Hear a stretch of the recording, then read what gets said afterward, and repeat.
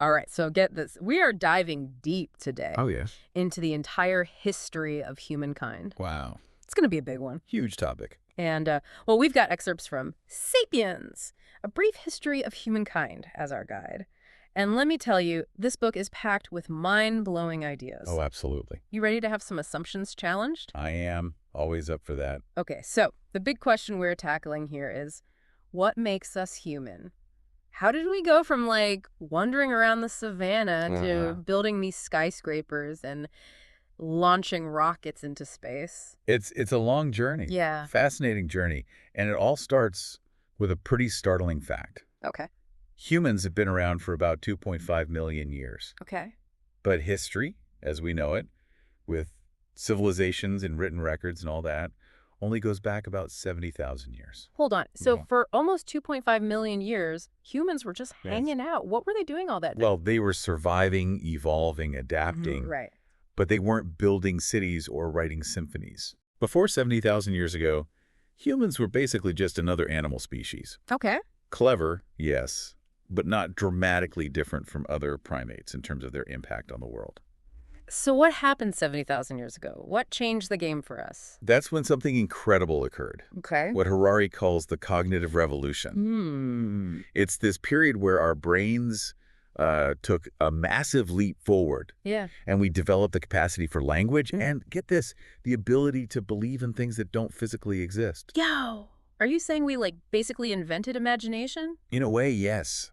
Think about it. We can believe in things like nations, religions, money, Yeah. things that have no physical presence in the world but exert huge power over our lives. Yeah. No other animal can do that. Wow. This ability to believe in shared myths, as Harari calls them, is what allowed us to cooperate in massive numbers and ultimately dominate the planet. So you're telling me that our love of stories Yes. and our knack for believing in, like, these abstract concepts are actually our secret weapons. Exactly. It's what allowed us to build empires, create complex economic systems, and even launch missions to Mars. Wow. These imagined realities Yeah. are the foundation of human culture and everything we've achieved. Okay, my mind is officially blown. Yeah. But hold on, how did our brains even get to that point where they could handle all these complex thoughts? Was it like a sudden superpower upgrade? That's a great question, and Harari offers a fascinating theory about this. Okay.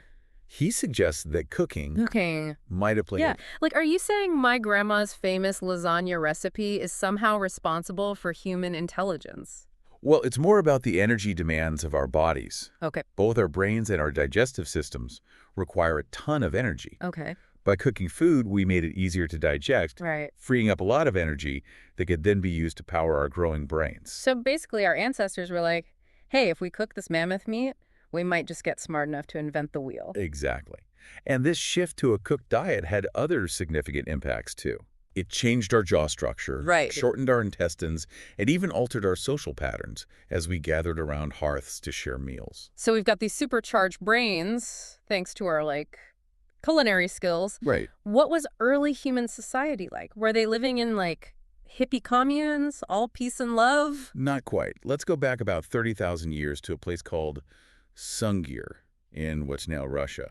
Year. Yeah. Oh, yeah. Archaeologists discovered a burial site there. Okay. It gives us a glimpse into the social structures of early humans. Okay, tell me more about Sungir. What did they find there? One grave in particular stands out. Okay. It contained the skeleton of a man buried with thousands of ivory beads, a hat adorned with fox teeth, and ivory bracelets. Wow, fancy. Yeah. Other graves at the site had far fewer goods, Okay. which suggests that even in these early hunter-gatherer societies, there were hierarchies. So even back then, some people had more bling than others. Yeah. Does that mean there were already chiefs or leaders? Was wealth being cast down through families? That's what the evidence suggests. Fascinating. It seems our tendency to organize ourselves into complex social structures with leaders, followers, and varying levels of status is pretty deeply rooted. Okay, so we're not exactly surprised to learn that humans have always been a little obsessed with status and power. Right. But tell me, what else were those early humans up to besides burying their fancy friends with lots of beads? Were they, like, peaceful stewards of the environment? Well, there's a rather unsettling pattern that emerges wherever sapiens migrated. Okay. Large animals tended to disappear. Hmm. When we arrived in Australia and the Americas, for example, We see massive die-offs of megafauna. Wait, are you saying we were basically prehistoric extinction machines? It's a complex issue, Right. and there's still debate about the exact causes, Sure. but the correlation is striking. Yeah? Whether it was through hunting, habitat destruction, or the introduction of new diseases, Uh-huh. Sapiens' arrival had a significant impact on ecosystems around the world. Wow, that's a pretty sobering thought. It makes you wonder about the unintended consequences of our actions, even back then. Right. And speaking of unintended consequences, Harari talks about this thing called the luxury trap. Yes. Can you explain that one? I have a feeling it's something we can all relate to today. Absolutely.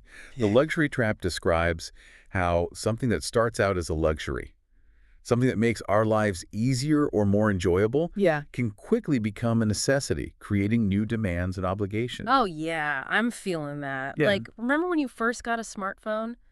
You probably thought, this is amazing. I can do everything on this little device. And now look at us, constantly glued to our screens, Yeah. feeling stressed if we miss a notification. Absolutely. Or think about washing machines. Oh, yeah, They save countless hours of backbreaking labor. for sure. But now we feel like we need to change our clothes every day, leading to more laundry and more work. Oh, for sure. It's this constant cycle where we strive for convenience and comfort, Uh-huh. but somehow end up with more demands on our time and energy. It's a paradox, isn't it? We're constantly seeking progress and making things better, but it often seems to, like, backfire in unexpected ways. Yes. It's like we're always chasing something, but never quite reaching that state of perfect contentment. That's a key insight from Sapiens. Progress doesn't necessarily equal happiness. Right. And that tension between our desires, our innovations, Yeah. and our pursuit of a good life Right. is something that's woven throughout the entire human story. So we've got these big brains thanks to cooking, a knack for complex social structures, and a tendency to fall into luxury traps. Yes. Where do we go from there? How do we get from, like, small hunter-gatherer bands to the massive civilizations we see later in history? Well, as humans settled down and began to cultivate crops, we see the emergence of larger, more complex settlements. Okay. One early example is Çatalhöyük, a town in Anatolia that dates back to around 7000 BC. Hold on, Satalhöyük. What was that like? Imagine a bustling town of 5,000 to 10,000 people, one of the biggest settlements in the world at that time. People lived in mud brick houses built right next to each other, accessed through rooftops. Wow. They were cultivating crops, raising livestock, creating elaborate art, Cool. and burying their dead beneath their floors. Wow. That sounds incredibly different from anything we're used to. So we're starting to see the very beginnings of cities and the seeds of empires being planted. Exactly. And as these settlements grew larger and more complex, Right. they needed new systems of organization and governance. Makes sense. This is where things get really interesting as we see the emergence of written laws, Yeah. like the famous Code of Hammurabi Oh, yeah, the Code of Hammurabi. and the fascinating concept of imagined order. Ooh, the Code of Hammurabi. I've heard of that. Yeah. Wasn't it, like, super harsh, an eye for an eye and all that? Well, it was certainly different from our modern concepts of justice, Okay. but to understand it, Yeah. we have to delve into the mindset of ancient Mesopotamia and explore how these early societies created and maintained order. Okay, I'm definitely intrigued. Tell me more about this code and the idea of imagined order. Okay, so we're talking about the Code of Hammurabi, Yes. one of the earliest known sets of written laws. Right. What's the deal with this code? What does it tell us about these ancient societies? Well, what's fascinating about the Code of Hammurabi is how differently it approaches justice Uh-huh. compared to our modern Western ideals. Okay. It lays out very specific punishments for different crimes. Right.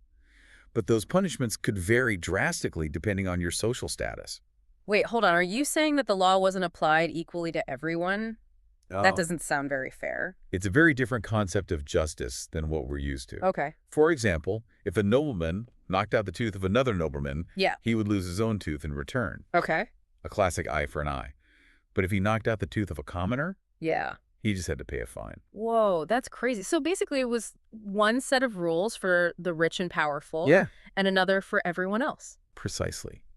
And this highlights the concept of imagined order that Harari discusses in Sapiens. Okay. These ideas of justice, hierarchy, even the very notion of social classes, Yeah. they're not objective truths, they're cultural constructs. Okay. We believe in them because we're told they're important, because our societies are built on them. So our sense of justice is kind of like a shared delusion. Like we all agree to play by these rules, even though they might not be inherently fair or rational. Exactly. And it's not just about justice. Now, think about money. Money in itself has no inherent value. Right. It's just a piece of paper or a number on a screen. Right. But we've all agreed to believe in its value. Yeah. And that shared belief allows our complex economic systems to function. That's mind-blowing. So just like those imagined realities we talked about earlier, like nations, religions, corporations, money is also just a story we tell ourselves. And it has a huge impact on our lives. Absolutely. Yeah. And just as money enabled the development of complex trade networks and economies, writing transformed human consciousness in profound ways. It allowed us to record information, transmit knowledge across generations, and develop new ideas and technologies. Yeah, it's amazing to think about the evolution of writing from those early partial scripts used for accounting in Mesopotamia, to like the complex alphabets we use today. And then you have things like binary code, which is basically a language that computers understand. Yes. It's all about symbols and meaning. It's a continuous thread that connects us back to those ancient scribes, meticulously carving symbols into clay tablets. Wow.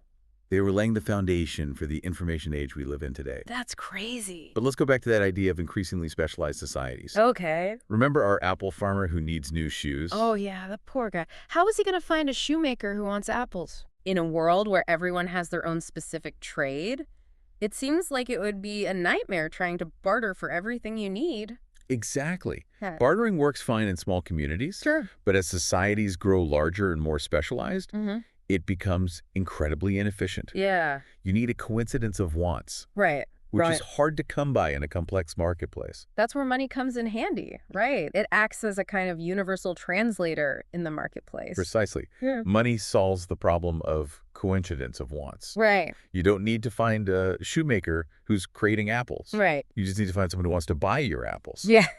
Then use that money to buy your shoes. It's such a simple idea. It is. But it revolutionized human interaction and enabled the creation of the global economy we have today. Yes. But I'm guessing there's a downside to this reliance on money, right? I mean, we all know that money can cause problems. There definitely is. Yeah. As Sapiens points out, money can erode community and trust in people, replacing them with trust in impersonal systems. Yeah. We put our faith in the dollar bill, the euro, the yen, rather than in the person holding it. It's like we've become slaves to this system we created. Yeah. Money can be incredibly powerful, but it can also be isolating and divisive. It seems like there's this constant tension between the benefits of a system like money and the potential downsides for human connection and well-being. Exactly. It raises important questions. Like what? Is the world becoming one giant marketplace where everything is for sale? Oh, wow. Can we balance economic efficiency with human values like community and compassion? These are questions that have become even more relevant in our modern, hyper-connected world. It's a lot to think about. It is. And speaking of big world-changing ideas, let's talk about the scientific revolution. Okay. It wasn't just about new discoveries. It was a whole new way of thinking about the world and our place in it. Absolutely. The scientific revolution was fundamentally a revolution of ignorance, as Harari puts it. Okay. It was about acknowledging the limits of our knowledge and embracing the idea that there's always more to learn. It shifted our focus from dogma and tradition to observation, experimentation, and the pursuit of verifiable evidence. So instead of relying on ancient texts or religious authorities, scientists started saying, let's test this out and see what actually happens. Exactly. That's a pretty big shift in thinking. It was a radical departure from the way knowledge had been acquired for centuries. And this new approach to knowledge led to incredible breakthroughs in our understanding of the universe. Like what? From the laws of physics to the workings of the human body. And this quest for knowledge wasn't just about satisfying our curiosity. Right. It also led to the development of new technologies, which in turn gave us even greater power to shape the world around us. Precisely. The scientific revolution gave us the tools to understand and manipulate the forces of nature in ways that previous generations could only dream of. But as we gained this incredible power, it also raised new ethical questions about how to use it responsibly.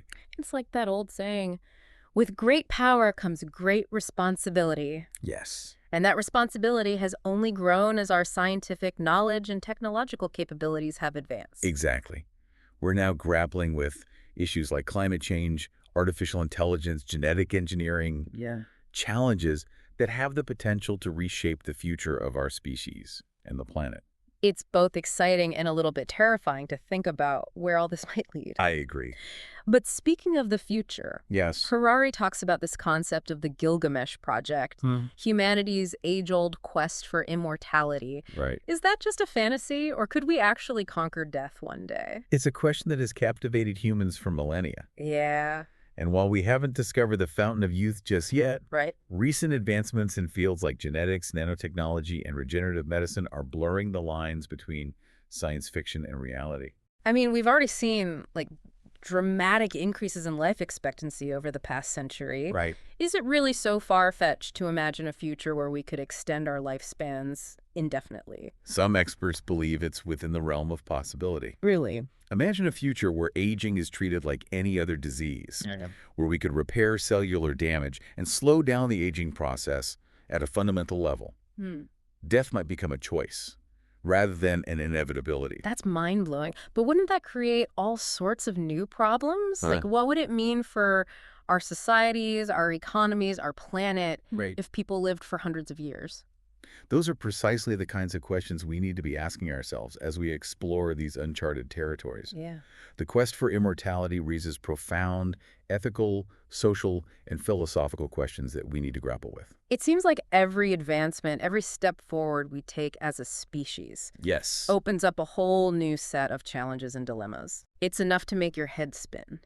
But getting back to the big picture here, what does it all mean? What does it actually mean to be human? That's the fundamental question that Sapiens explores. Yeah. And it doesn't offer easy answers. Right. What Harari does is provide us with a framework for understanding our unique journey from those early steps on the savanna to our current position as the dominant species on the planet. So it's not just about the events of the past, No. but about understanding the forces that have shaped us, the choices we've made, and the potential consequences of those choices for the future. Exactly. By understanding our past, we gain a deeper appreciation for the present and a clearer perspective on the possibilities and the perils that lie ahead. Wow, it feels like we've covered so much ground. I know, right? From those early hunter-gatherers to, like, the possibility of immortality. It's a lot. But it also feels like we've uncovered more questions than answers. Yeah. So if history isn't just a straight line of progress, and happiness is this complex puzzle, what does it actually mean to create a good future for humankind? Well, that's the million-dollar question, isn't it? And Sapiens doesn't give us a simple roadmap or a set of easy solutions. Right. Instead, it challenges us to think critically about what we value. Okay. What kind of world we want to live in. Right. And what legacy we want to leave for future generations. So where do we even begin to answer such a, like, massive question? Well, maybe by acknowledging that there's no single right answer. Yeah. What a good future looks like will vary depending on our individual perspectives, our cultural backgrounds, and the specific challenges we face as a species. But surely there are some common threads, some, like, universal values that we can all strive for. Sure. Like, wouldn't most people agree that things like peace, justice, and sustainability are good things? Of course. Values like compassion, cooperation, and a respect for the environment are essential if we want to create a world where all humans and all living beings can thrive. But even these seemingly straightforward values can be interpreted and applied in different ways, which can lead to disagreements and conflicts. So it's not just about identifying the right values, but also about finding ways to actually, like, live by those values in a world that's becoming increasingly complex and interconnected. Exactly. And that requires open dialogue, critical thinking, Right. and a willingness to challenge our own assumptions. For sure. We need to be aware of the potential downsides of our own technological advancements. Like what? Like the erosion of privacy, the widening gap between the rich and poor, and the possibility of artificial intelligence surpassing our control. It sounds like creating a good future isn't about finding some, like, magical solution, but about navigating a series of tough choices, making trade-offs, and being mindful of the unintended consequences of our actions. Precisely. And those choices will have a profound impact not only on our own species, but on the planet as a whole. Hmm. We have a responsibility to consider the well-being of all living creatures Absolutely. and to make choices Yeah. that promote a sustainable future for generations to come. It's a humbling thought, isn't it? The decisions we make today, individually and collectively, Yes. could determine the fate of humanity and the planet for millennia to come. It is. Wow. But it's also empowering Mm. by understanding our past, Yeah.